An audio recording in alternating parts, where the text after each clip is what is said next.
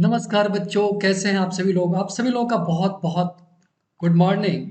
आज आप लोग के लिए मैं फिर से एक नए चैप्टर के साथ, एक नए टॉपिक के साथ, एक नए इंपॉर्टेंस के साथ आपके सामने हाजिर हूँ।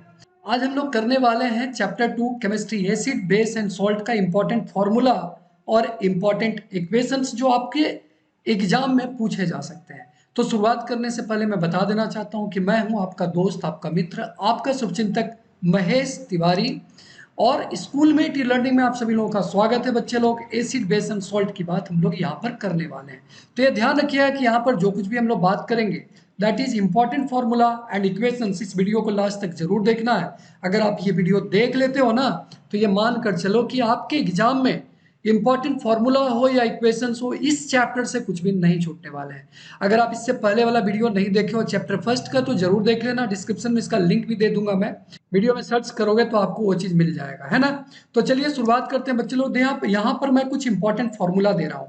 इन इंपॉर्टेंट फॉर्मूला में जिसका भी मैं देने जा रहा हूँ उसका नाम जरूर याद रखना। मैं ये नहीं कर रहा हूँ बाकी सब के सब छोड़ देने हैं, पर कुछ ऐसे फॉर्मूला हैं जो इंपॉर्टेंस रखते हैं और उसको छोड़ना हमारी बेईमानी होगी। हो सकता है कि आपके एग्जाम में परेशानी क्रिएट कर दे, है ना। तो चलिए शुरुआत करते हैं। सबसे पहला जो आपका इंपॉर्टेंट फॉर्मूला है बच्चा, एसिटिक एसिड, जो आपसे बार बार पूछा जा सकता है, हर बार पूछा जा सकता है, जिसमें आपको पता है CH3COO, दिस इज आयन, और ये आपका पॉजिटिव चार्ज के साथ क्या है भाई, कटायन है, ठीक है ना। तो यहां पर देखो, ये CH3COO के ऊपर माइनस चार्ज और H के ऊपर प्लस चार्ज, और कंप्लीट फॉर्मूला होता है एसिटिक एसिड का CH3COOH।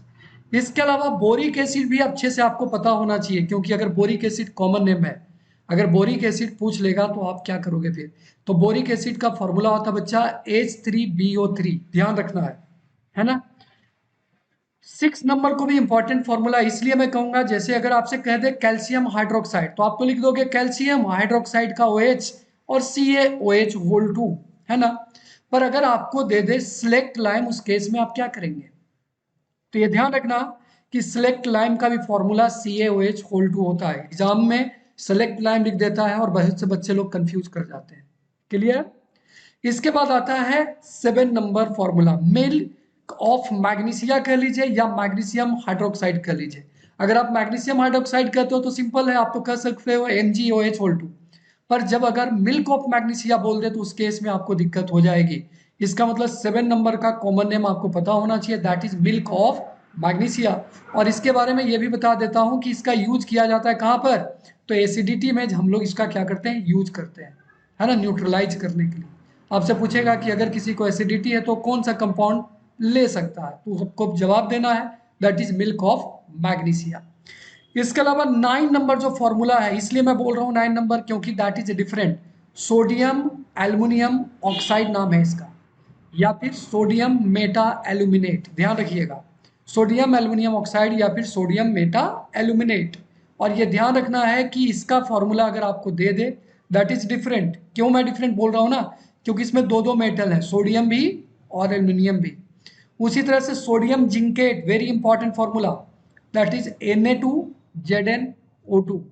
इसमें भी आपका सोडियम और जिंक दोनों के दोनों क्या मिलेगा, मेटल मिलेगा।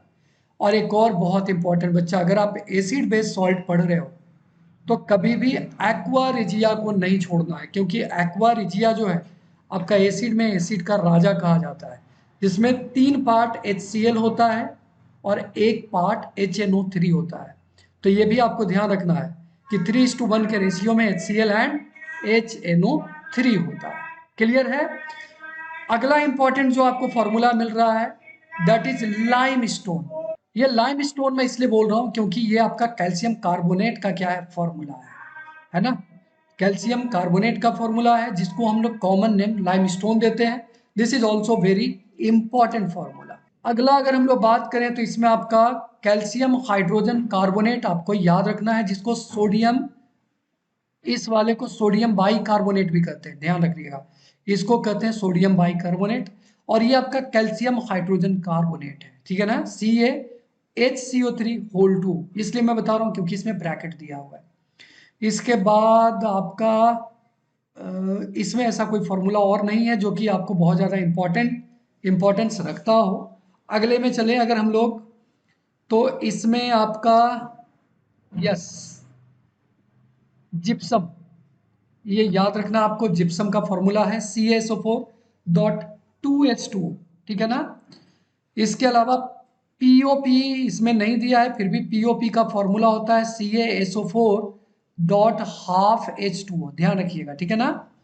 इसके अलावा वॉशिंग सोडा आपसे पूछा जा सकता है, जिसका फॉर्मूला है सोडियम कार्बोनेट डॉट 10H2O, ध्यान रखिएगा। ये 10H2O आपको लिखना पड़ेगा और 10 ही लिखना पड़ेगा, ठीक है। और सोडियम एसीटेट और बेकिंग पाउडर, बेकिंग सोडा, इन दोनों का भी आपको क्या करना है, फॉर्मूला याद रखना है। ध्यान रखना एक और चीज, बेकिंग सोडा और बेकिंग पाउडर दोनों अलग अलग होता है, ठीक है ना। एक में आपका एसिड का एडिशन होता है। अगले पेज की अगर बात करें तो इसमें बच्चा एक तो ब्लीचिंग पाउडर आपको याद रखना है, ब्लीचिंग पाउडर का CaOCl2, जिसको कैल्शियम ऑक्सी क्लोराइड भी कहते हैं हम लोग। 39 के बाद आपका सीधा और ऐसा कोई फॉर्मूला नहीं है जिसको कि आपको रटने की जरूरत पड़े या याद करने की जरूरत पड़े, बाकी सिंपल फॉर्मूला है सारा का सारा। और वहीं अगर हम इक्वेशन की बात करें, ये सारा का सारा मैंने आपको कंपाउंड के बारे में बताया है ना। अब हम इक्वेशन की बात कर रहे हैं। इक्वेशंस में ध्यान देना, इक्वेशंस में ये सारे इक्वेशन सिंपल इक्वेशन है, डायरेक्ट आप सीधा, इसमें तो ऐसा कोई इक्वेशन नहीं है जिसको कि आपको रटने की जरूरत पड़े।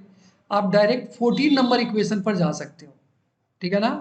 That is sodium carbonate plus CO2 plus H2O बनाता है सोडियम बाई कार्बोनेट। मैं इसलिए बता रहा हूँ क्योंकि इसमें तीन ठो रिएक्टेंट है। नॉर्मली हम लोग को दो रिएक्टेंट मिलते हैं, पर इसमें कितने रिएक्टेंट आपको मिल रहे हैं, तीन रिएक्टेंट मिल रहा है। उसी तरह से आपका 15 नंबर हो गया।